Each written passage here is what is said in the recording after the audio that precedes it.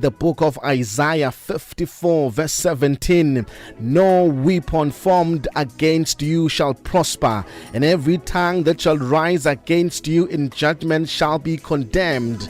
And namhlanje kuseni elungibambelela amazwi as we are starting the day. Asikho isikhali esenzelwe wena esiyophumelela. Abambe lamazwi as you are starting unyaka ka2026.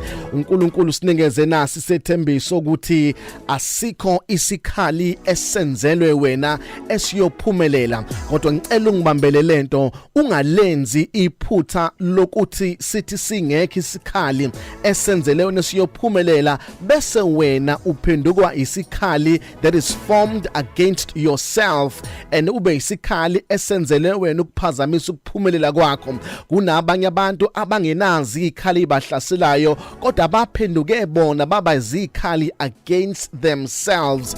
Ungalenzi iphutha kulonyaka 2026 ukuthi ube isikhali that is formed against you, and that is disturbing your progress and your prosperity kunyanga ka2026. Kunabantu abayingabazayo abayibukela phansi baphenduka baba izikhali formed against themselves. Njalo mawunento yokuyingabaza nokungayithembi uphenduka ube isikhali that is formed against you, ngoba mawuyingabaza ungayithembi ugcina ungakwazi ukwenza izinto ofuna ukuzenza ngoba uyithembi futhi uyayingabaza. Number 2, abantu abahlushwa yinto ye procrastination benza bajika babe izikhali that is formed against themselves ephazamisa ukuphumelela kwabo. If you want to prosper and you want to progress this year, don't be a weapon against yourself. Balekela procrastination uthi uzokwenza into bese uthi no ngizoyenza next month, ngizoyenza next week. Yenze manje ngoba procrastination ikwenza ube isikhali that is formed against yourself.